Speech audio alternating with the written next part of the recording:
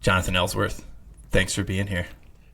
It's great to be here, Brendan, and I think it's great that we start this conversation with me actually being pretty mad at you because you rejected my attempts to talk about more than five of my favorite things. So I'm so happy to be talking with you, but I am pretty upset right now.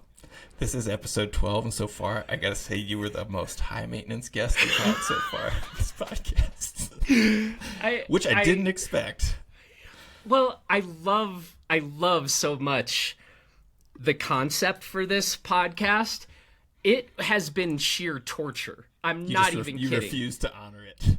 Yeah, it's impossible. So it's a great concept and conceit. It's also impossible. So I think you now know I'm not exaggerating, given the last 45 minutes of negotiation we just had, that this has been torture for me for months, trying to whittle this down. So thank you for the torture. Well, yeah, thank you for the self-flagellation that has gotten us to this point. Can you, now that you've aired your grievances, can you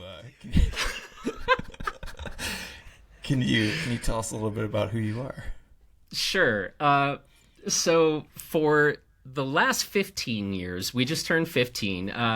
I have been the owner and, operator, the person behind a company called Blister. So I think that has been a fairly significant development in my life, and as you know, eats up most of my waking time. So yeah, Blister, we're an outdoor media company. Some folks might remember you and me co-hosting a running podcast that I was very fond of. And so that was always fun. But yeah, at Blister, we do these very in-depth gear reviews of a bunch of different outdoor sports equipment. Development in the last 5 years, we've created this Blister Plus program that unfortunately we're really proud of because we're seeing how many people who love the outdoor sports, how many of those folks it really helps. It's an insurance coverage for that's activities based. So somebody gets hurt trail running or skiing or snowboarding or mountain biking or bike commuting or surfing now, whatever. It really helps cover the fact that, at least in America, we're dealing with increasingly terrible health insurance. So we've seen this help hundreds and hundreds of people. So I've gotten more and more passionate about it, which I realize doesn't make me the coolest person at the dinner party, but it's like, well, but this we're is actually all you talk about. Yeah. Here's my card. Yeah. So what's your deductible? It's like, hey, how you doing? It's great to meet you. What's your deductible? Do you not know? And I'm like shaking the person by the lapels. So yeah, we're pretty invested in that. And then we do a bunch of different podcasts and that type of thing.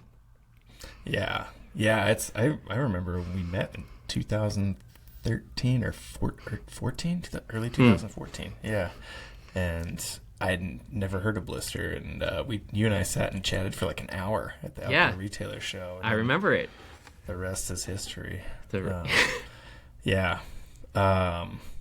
Should we get into your list? I was my God. Say there's like a whole backstory to how you got to where you are, but I think we'll get into it as we go through your items here. Are you ready? I think so. Yeah, I think so. And I just hope you get a bunch of emails from people being like, I want the editor's cut, what would have been the 3.5 hour long conversation. If you're listening to this, just please do that anyway, whether you actually feel that way or not. And I'm telling you, this was some torture on my end. Yeah, maybe we'll just put your Google Doc uplink to your Google Doc of all the stuff you couldn't talk about on here. Okay, number one, Old Man in the Sea by Ernest Hemingway. Where are you when you encounter this book, and how old are you? Yeah, so I grew up in Chicago, and probably if people know me best from Blister, that might come as a bit of a surprise, but I like to say that my first loves were football and basketball and not a third thing. And, I didn't really care about school. I was not one of these kids trying to get into Princeton or something. I was a decent writer, but academics were absolutely not a focus of mine. What I remember, though, is taking a sophomore year English class. And like many kids out there, we were assigned to read Old Man and the Sea. And there is a line from that book that I still think about probably every month, and I think it was one of the first pieces of literature, maybe the first book, where I found like, wow, something I read in a dumb book completely actually changed how I think about the world and how I'm going to like navigate the world. So our hero in the book, Santiago, as he's battling the Marlin, I'm going to give you the way that I have now slightly paraphrased this single line, because for decades now, this is the way I think of the line in my head. There's a line Santiago says to himself, I can control my pain, but his pain may drive him mad. And I remember being really struck with the idea of like, right, pain is a thing you can just kind of choose to work through. And I remember vividly, I mean, this is maybe a dumb story, but I remember then my senior year playing football, I broke my leg, broke my fibula. And, you can still run on a broken fibula. It's just pretty excruciating. And that line from a book that I read as a relatively uninterested kid as a sophomore, I'm like, well, let's go. Like, let's just play half the season on a broken leg. And I cite that example because I still think, like, Brendan, sometimes life gets hard. You have a lot of things on your plate. You need to get things done. That line still kind of comes through to me. I'm not even arguing that this is in a, like a healthy state to be in, but sometimes you just need to get some things done, And I think of that book often. I think of that line often. The exact sentence in the book is, I can control it, though, he thought, but his pain could drive him mad. And I think this was an example relatively early on in my life. It's like, maybe you can just outwork everybody. And when it gets really hard and other people are ready to kind of throw in the towel, like, just don't throw in the towel. And I think that as I look back over the years, there's some element of that where maybe that has kind of proven to, be sort of an inspirational line from a book at a young age. Yeah. Do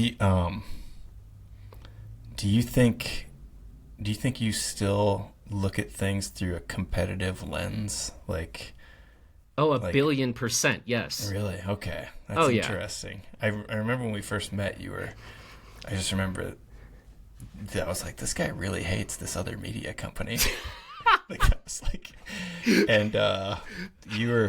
Turns out you were not alone in that. And anyway, but I would not say I'm a person who like thinks about like the other, like, I don't compare myself to things. I compete with myself, I guess is what I would say. So there's no like, like, oh, what are the haters going to think or something like that. I'm like, oh, I hope I don't have haters, it's like, but like DJ Khaled is famous for having this like, like invisible people who hate him, that he imagines hate him, and that's what motivates him. And there's a lot of people like that, or like, Michael Jordan, for example, in the Last Dance documentary, like creating all these ways to get motivated to beat people.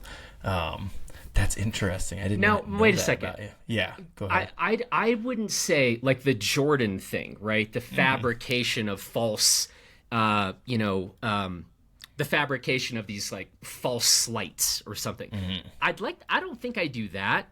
But in that example of Santiago and the Marlin's just trying to live. Santiago is trying to catch the fish. His hands are being sliced through by this rope, right, with the giant fish. And so I don't think I go through life trying to fabricate sleights, but I think the idea is when you've committed to a task and you want to get there, it's going to involve some degree of suffering. Almost anything that's really worth doing. And certainly if we're going to be talking a lot about works of art and the rest, like which embody some version or vision of excellence, it's hard, man. You know this better than anybody as an ultra runner. So I think it's like once you commit. So to be clear, I don't think that the Jordan, like trying to find slights everywhere or imaginary haters. That's not what I'm talking about. But like once you commit, go very all in, regardless of the pain and regardless of the suffering. And I think that's an important thing because as that young kid, when you're just trying to find your way, like what are you about and what matters? And that was kind of a really vivid example where a book kind of gave me a sort of principle that I've, in large part, for better or for worse, kind of lived by. And the fibula healed correctly? I think so, yeah. It was all right. So. Yeah. I mean, I was dealing with a way more significant injury than that my senior year, to be clear. We'll save that story. But so that was actually that wasn't the injury that could have actually killed me on a football field. But yeah, story for another time. That's the editor's cut, people. I mean, if there's anything worth dying for, it's high school football, right? Exactly. You know, if we exactly. Exactly. Yeah. Okay. I think this is going to be an interesting jump from that to number 2, which is Philosophy as a Way of Life by Pierre Hadot. Pierre Hadot. Yeah. Thinking again about books that made an absolutely tangible impact on the course of your life. Yes, there have been several, but probably none as direct as this book by the French philosophical historian Pierre Hadot with the English translation, Philosophy as a Way of Life. So speaking of football, and I actually just mentioned this very serious injury I was dealing with while playing my senior year of high school. Well, turns out as I was going to college to play football at the college level, the NCAA found out about this pre-existing injury. And so I had gone through a full recruiting process and all of the rest. And long story short, just before literally like getting into my first college football game, I got notice that the NCAA had found out about this pre-existing injury. And they're like, oh, you're not playing. Like, you're playing no NCAA sports, not football, not basketball. That was a whole thing. That was an extremely painful period of my life because it was like to that date, to that time, that was my identity, kind of 100%. So if anybody's had the experience of having like your complete identity taken away, like in the blink of an eye, that's where I was and was kind of a lost soul. And a very smart friend of mine who I used to play football against, I was talking with him and he was like, dude, you sound like you need to take a philosophy class. And I was like, what's philosophy? Classic football locker room talk. Yeah. No, shout out Matthew Halteman. He still is a philosophy professor today. But so I didn't know what philosophy was. I ended up in a intro to philosophy class. And I didn't probably understand like what half the things were being talked about, and certainly didn't understand whatever readings I was supposed to read in that first class. But what was so attractive to me, it was like, wow, it seems like a bunch of these really smart people are trying to talk about and get clear on sort of what's worth valuing and what isn't. And I could use a bit of that right now, where I was in life. Mm-hmm. And so I ended up kind of taking this insane dedication to what had been sort of football, basketball, and just took it 100% over to this world of like philosophy and literature. And, went very deep into that. And so went from kind of being the sort of dumb jock, I'm embarrassed to say, to really going hard in the worlds of philosophy and literature. Went through my undergrad and was then going, the plan was to go off to New York to start a PhD program in philosophy in New York. Except for the fact that in 1997, I walked into a bookstore. I don't remember if it was a Borders or a Barnes and Noble. And I see this book. I see this book on the shelf that says Philosophy as a Way of Life. And I had my very specific things that I was very into in the world of academic philosophy and history of philosophy. But I picked up this book and sat down and started reading the introduction. And it was one of maybe 3 instances in my life where I literally couldn't breathe from reading a book. Like, it took my literal breath away. And I just sat there and I'm reading this introduction to the book. And it crystallized for me many frustrations that I felt about academic philosophy. And basically, like, you start doing academic philosophy at a high enough level, and it's basically just a bunch of overly smart people talking fancy. And this book by Pierre Hadot was saying, look, just the idea of philosophy as kind of a technical vocabulary reserved for specialists, that's not what this discipline of philosophy, philosophia, literally translates the love of wisdom. That is not what this should be doing, right? Don't trivialize the pursuit of wisdom or the love of wisdom by just turning it into like, look at me, I can use really big fancy words that nobody understands. And I read this introduction and I looked, and it was written by a man named Arnold I. Davidson. And I just thought, I had never heard of him. He teaches at the University of Chicago. I need to go to the University of Chicago and study with him. I was accepted to school in New York. I had my plane ticket. I had a room rented, and I bagged all that, and I pivoted and somehow got into the University of Chicago and spent the next 5 years studying with Arnold Davidson and going through and working on what I think is the right conception of philosophy as a way of life. Not just some fancy technical vocabulary where, normal people are like, that literally has no bearing on anything in the real world. And so that's my story about philosophy as a way of life. So it's not even the author or the material of the book that was like the life-changing thing. It was the introduction. It was the introduction. His name is not on the cover. That's amazing. Yeah, and I mean now Pierre Hadot went on to be. He's so formative for anybody in these circles. Like, he's the best. But you're right to point out, in that moment, it was actually the introduction.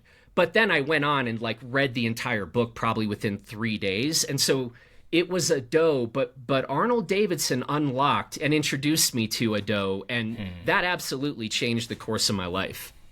Wow. Have you recommended this book to anybody since you have gotten out of school, or? Yeah, I mean, it's I've mentioned it certainly on some Blister podcasts, and I've certainly had some people tell me that they've picked it up and they've read it, but it is still an academic treatment. So it's not exactly the like, yeah, go read this on, go sit down and read this on your next vacation per se. It is an academic book. It's brilliant. And again, I mean, I feel like it's a good time in the world if more people were showing up at colleges and learning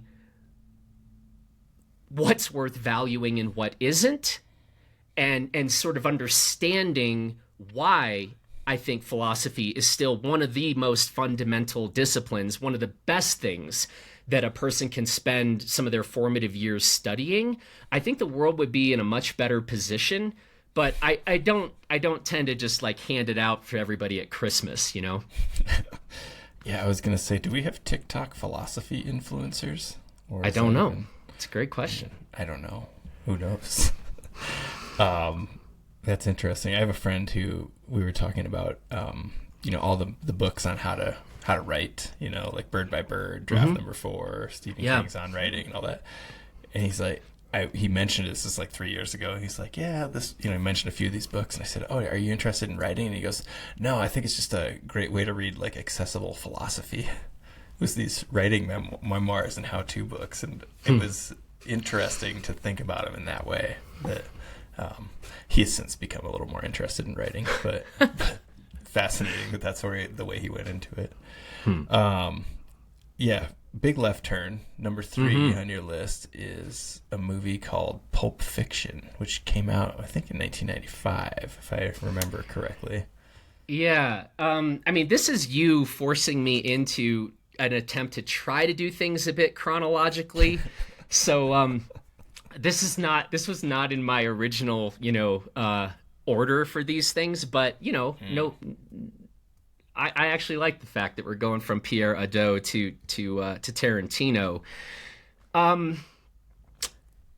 The thing about Pulp Fiction for me, a weird note at the time, I remember when Pulp Fiction came out, and at the time I was obsessed with Jim Jarmusch, the director.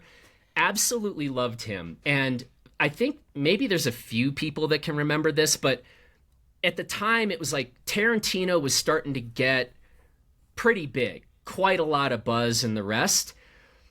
But I had this very dumb thing where I was like, but he doesn't even have final cut over his own films. He's not a truly independent director. And Jim Jarmusch was. And so I felt this like weird need to defend Jarmusch against like this rising star of Tarantino. So I know that's real petty and it makes no sense all these years later. And I took that personally. Okay, this part does sound a little Jordan-esque, except it wasn't me. I was defending, a truly independent director. But so I remember going in to see Pulp Fiction for the first time, and I probably resisted for a while. When I finally sat down to watch it, I'd already started with like, this is gonna suck. I want very much to not like this movie, because then I can continue my narrative about how overrated Tarantino is. And then I started watching it. And I was completely and utterly blown away. And I remember I was completely absorbed every second of the entire film. And I just got done and I'm like, well, that was the perfect movie. It was a perfect script. There is not a misplaced word. I just witnessed perfection. And I was real conflicted because I wanted very much to hate this guy and hate this movie. And that was just another kind of, I mean, this is autobiographical, right? And I can't say that happened watching Citizen Kane for me. That happened watching Pulp Fiction, where it was like, this is, I don't know, something like the platonic ideal of the incredibly, it's like perfect writing, perfect acting, perfect soundtrack. And as much as I kind of was a book guy at the time, right? I was the pretty serious philosophy and literature guy. I still think that to this day, an amazing film kind of almost might be the highest form of art because it incorporates all of these other art forms, So I still love me and I'm still very protective of my favorite novelists and all of that. But when a movie takes that writing, takes that acting, takes those soundtracks, takes those visuals, and somehow combines them all, it is like a miracle. Yeah. Yeah, and it was chopped up, out of order.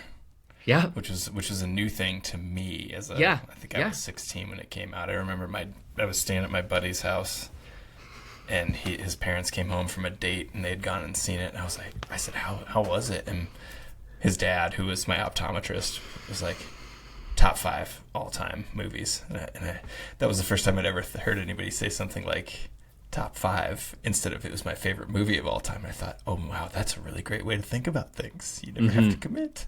That inspired you. Maybe that's why we have 5 things on this podcast. But do you remember what character you reacted to the most, or who was the most memorable in that film for you? 100%. I mean, for me personally, Samuel L. Jackson.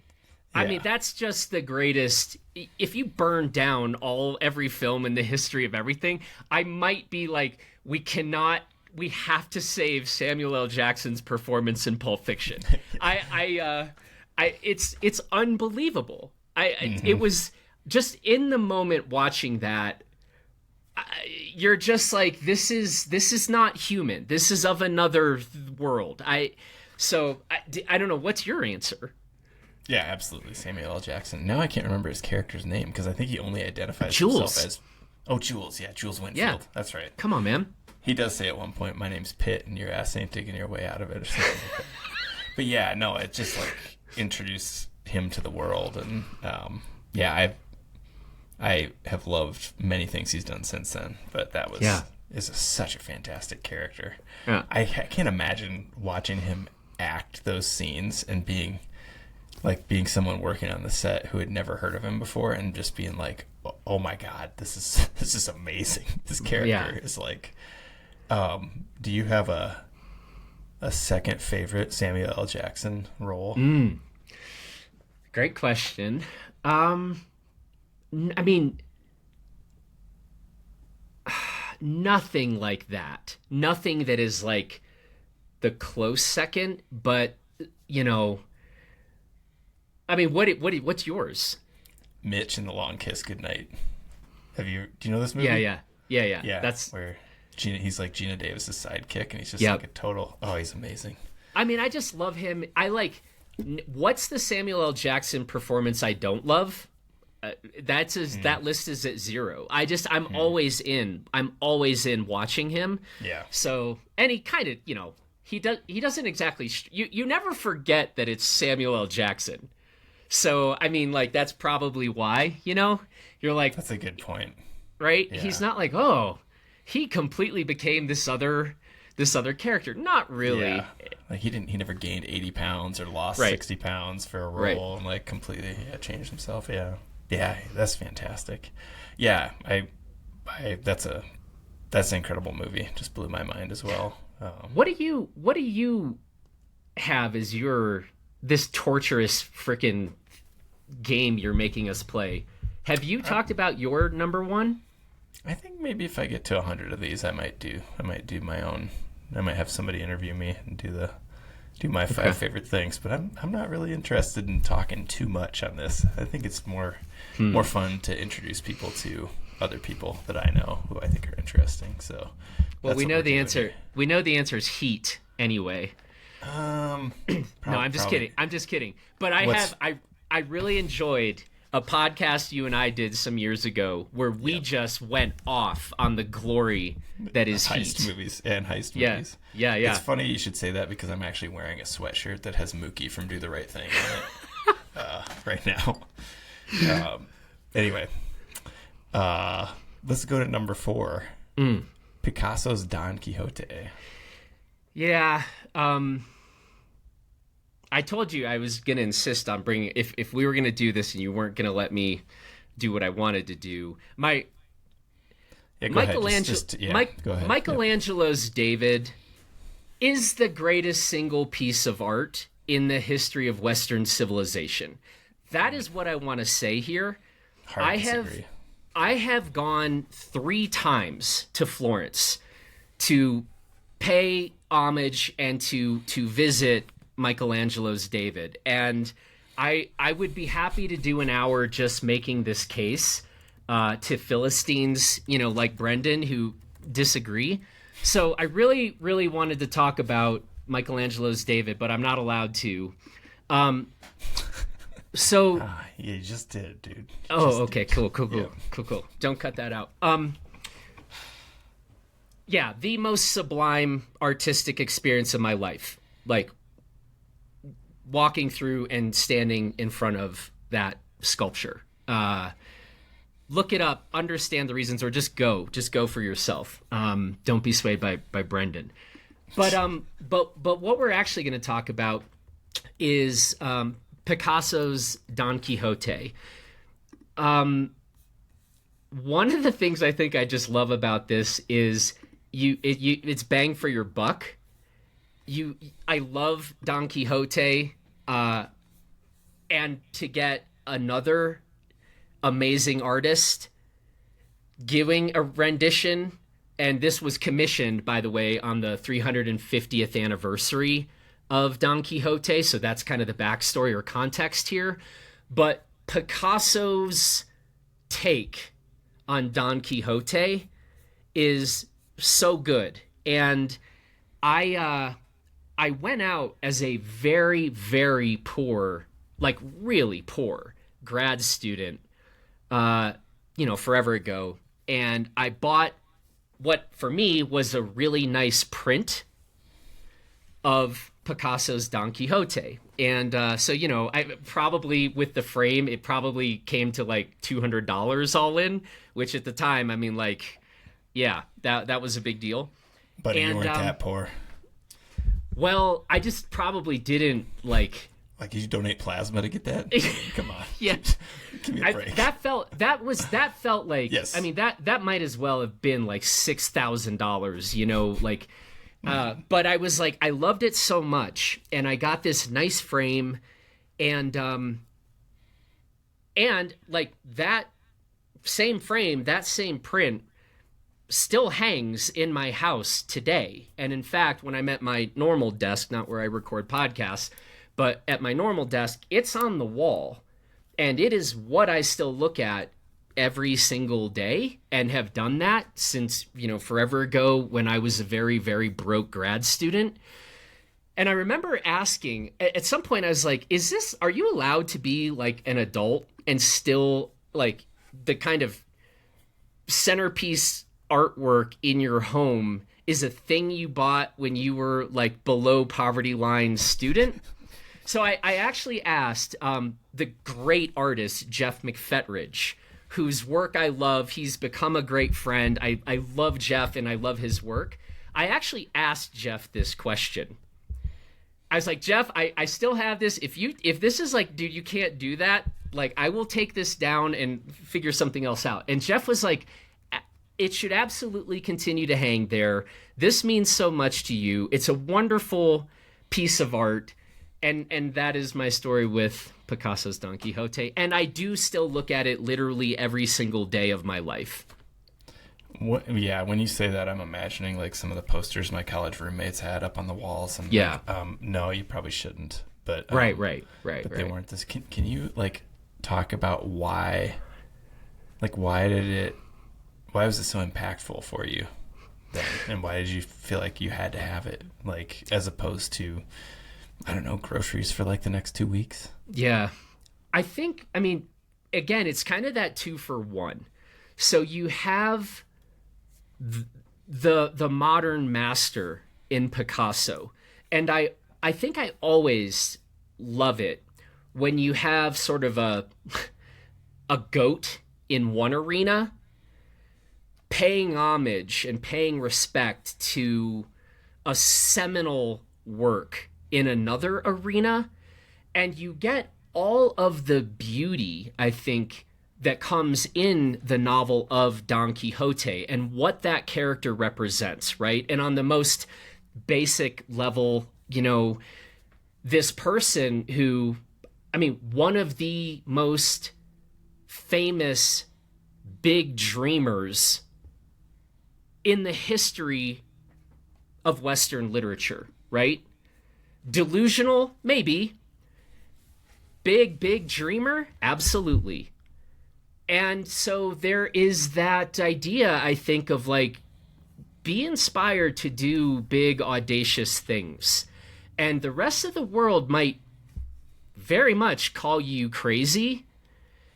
But I think that embodiment, and then just the absolute, what I think, beauty of the sketch itself, the simplicity of it, what is communicated in that picture, it's all there. It's all there in this, this 500-page novel. It's all communicated in one sketched image by Picasso. That's crazy. So I think there's just layers and layers of appreciation going on there for me that, I hope that's at least a serviceable answer to your question. Yeah, because it's just like ink on paper, right? And like, do you know about this, I don't know if this is apocryphal or not, but the story about Picasso, I forget who is asking him, can you draw me a sketch? And he like draws something on a scrap piece of paper or a napkin, and like it takes him literally 30 seconds, and whoever says, whoever asked him to do it says, how much would you charge me for that? And he quotes them some exorbitant amount, and they said, that took you 30 seconds. And he says, that took me 40 years. Yeah. That's what I think of when I see this not that this drawing took him 30 seconds, but it's literally, yes, just paper with, I think ink. I think they don't actually know exactly what the original was because they don't know where the original is, but just reading the Wikipedia page here. But I love that anecdote. That took you 30 seconds. No, it took me 40 years. Yeah. A lot of wisdom in that statement. Somebody told me that when I was telling them, I think they were asking me how much I charge for something that I do, some creative work, and I was like, I don't know, blank, and I'm like, I don't feel like it was that hard, and they're like, doesn't matter. And they said the Picasso thing, so I try to think about that sometimes and get excited to try to bill somebody for more money at some point. No, I've been working on this for years. Number 5, everyone's favorite Bob Dylan song. Just kidding. It's not everyone's favorite Bob Dylan song. It's a song called Mississippi, which I saw it on your list and was shocked to find out it came out in 2001, which is pretty late Dylan for a lot of people who would quote a Dylan song in there as one of their 5 favorite things. Can you explain, how did this end up on your list? Yeah, so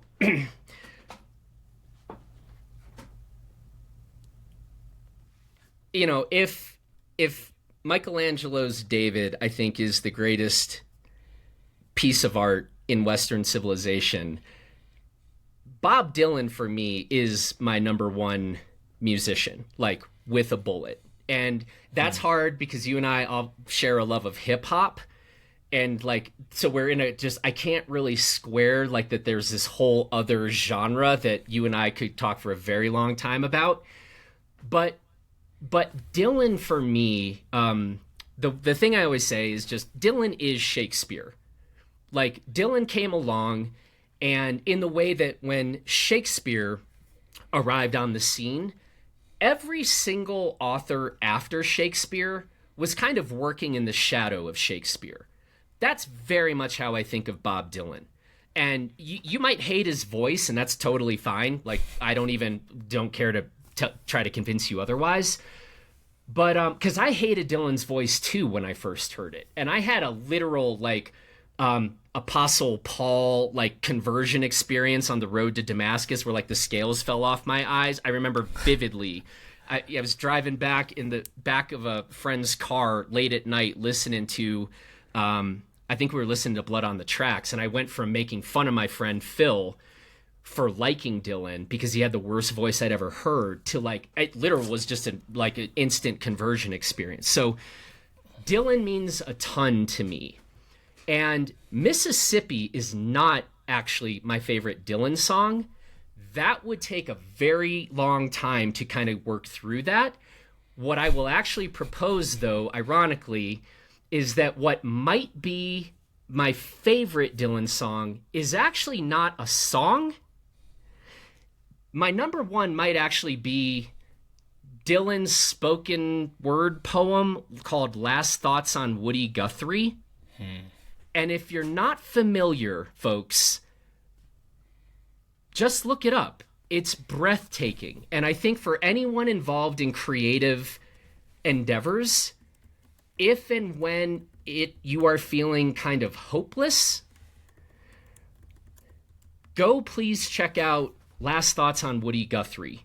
So I love Dylan, and there's so many songs of his that mean so much to me.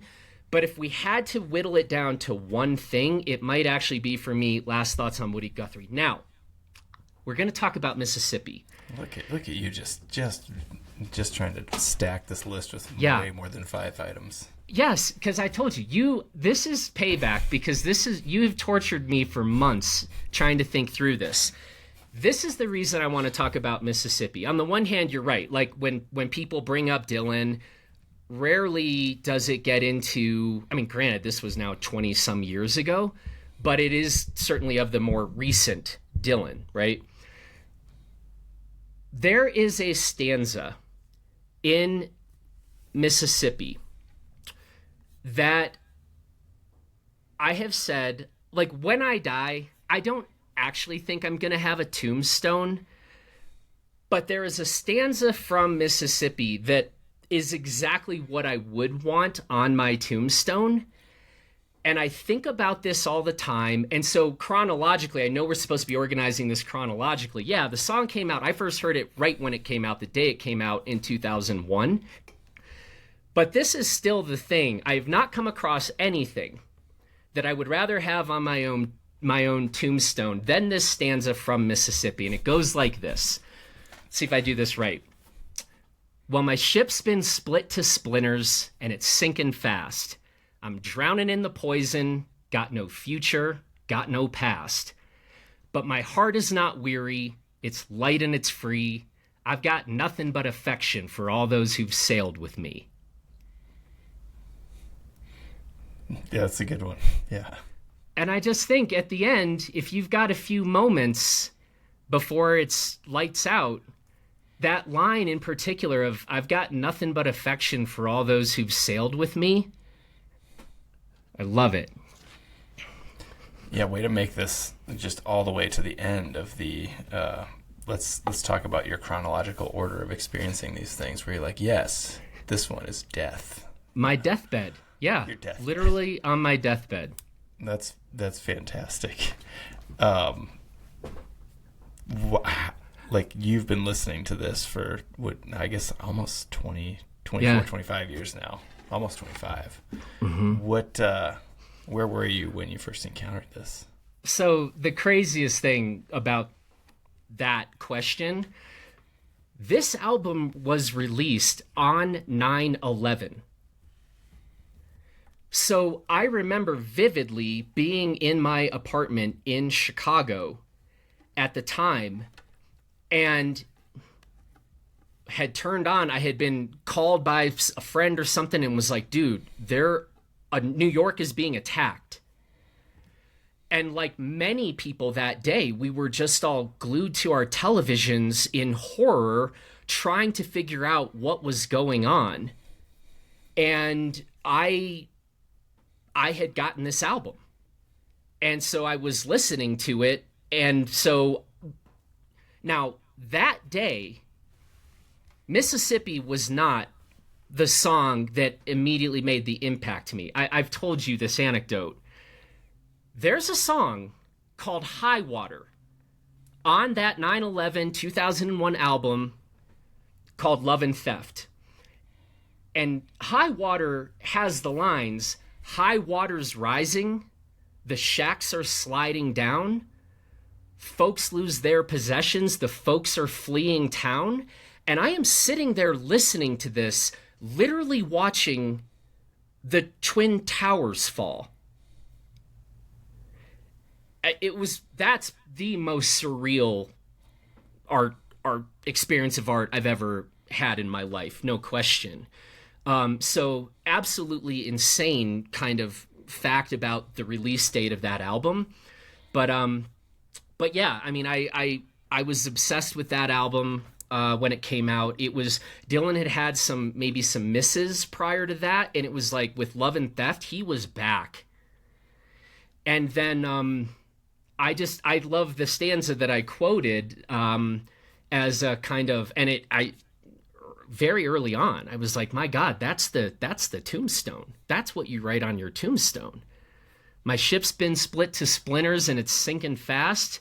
And it concludes with, I've got nothing but affection for all those who've sailed with me. And I think, like, you know, we're lucky enough to have made it some decades on this planet. And you think of all the people that you have crossed paths with and all the people that have been with you from, you know, the early days, and your parents and friends and the new people you meet. And I just think on my deathbed, I hope that I have a chance to think about the very many people that were significant and that I got to meet and know and connect with along the way. And that stanza crystallizes that for me. Yeah. Yeah. That is a good one. Yeah. I always remember like a famous rock climber at one point saying, like, I don't want to die in a hospital hooked up to a bunch of machines. I want to be doing something I love. And I'm like, well, you're going to be dying. Like, probably not going to love that. But I, you know, shortly, a few years after that, I was in the room when my grandmother died, like literally was holding her hand as like the heart monitor ticked down and stuff. And I was like, nah, I'll take the machine. I'll take the hospital with all the, you know, if she had, what, 3 of her 7 kids in there, 4 of her 7 kids in there, and me, and, you know, it's just like, yeah, this isn't too bad. So yeah, may you have that time to actually think of your Bob Dylan, you know, lyrics, instead of, you know, whatever else happens to people. Right.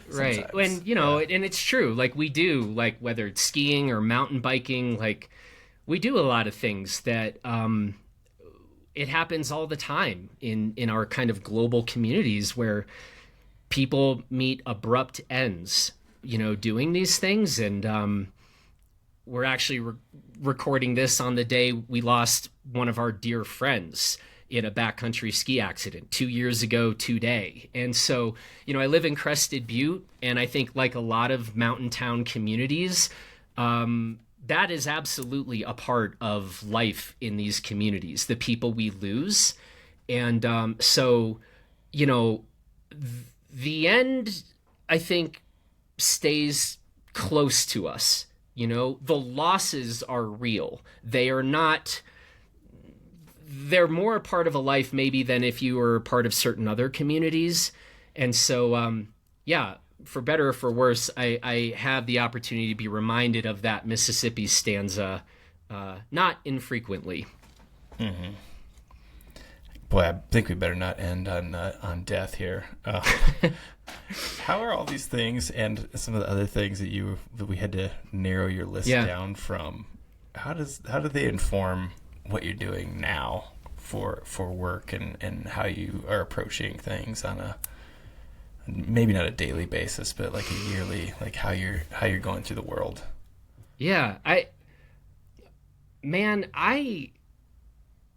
I'm so grateful for the education I had. I'm so grateful for so many movies and musicians and philosophers and writers that I have come across. This whole thing of like people that are like, oh, I went to school to study X and now I'm doing this entirely other thing that isn't related. I don't feel that like at all. You know, and I think when I started Blister, we launched with some very, very clear principles. And those were 100% shaped by, you know, hours and hours of reading Seneca and Marcus Aurelius. And, you know, I think that whole training, I'd like to think, taught me how, I often say about philosophy, it taught me how to think. Literature taught me how to write. You know, there's a lot of philosophers out there that write like shit, and I hate it. And I hate a lot of what passes or gets put out as academic philosophy because it's garbage trash writing. So I think that marriage of kind of great writing and great thinking, where the intention is to communicate something important to many people to try to help them navigate their own lives. That's what is significant to me. And, you know, when I started Blister, a big thing, right? We kind of got going with like, we were going to do extremely in-depth reviews, you know, in a way that maybe had never really been done like ever. You know, a typical ski review from us might be 10,000 words by the time we're done. And I remember very much thinking of the genre of the review, the genre of the gear review, as being like arguably the worst genre, the worst form of writing ever invented by humans. Ooh, that's big. Yeah. Okay. And I stand by it. I still see too much of it to this day. And so I think like I came very much thinking, let's elevate this genre. And what that meant is like, no, I'm clear, we're not writing for the New Yorker here. But what would it mean for the gear review? What should that look like? And why? You know? And so I think it is a bit strange, or maybe not so obvious, but all the stuff that I do today, I think has absolutely been informed by those years of study, the things I'm still reading today.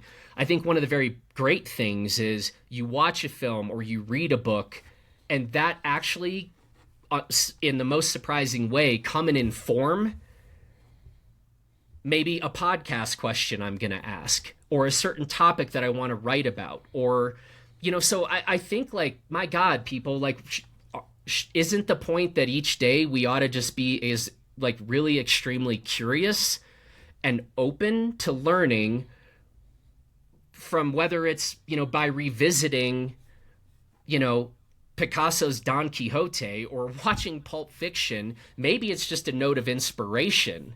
Maybe it's rereading Old Man and the Sea and being like, you're right, I could actually go harder if I'm actually committed to the thing that I've said I want to commit myself to. I think it all comes in.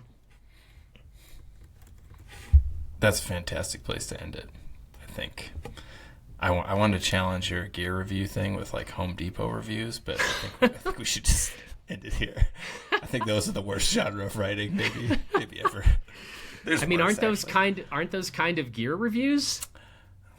You know, I think if you're saying gear reviews are the worst thing, the worst type of writing we've created, those would be the basement of the worst thing ever created. Maybe it's like, in my mind, it's like Dante's like levels to hell. Yeah.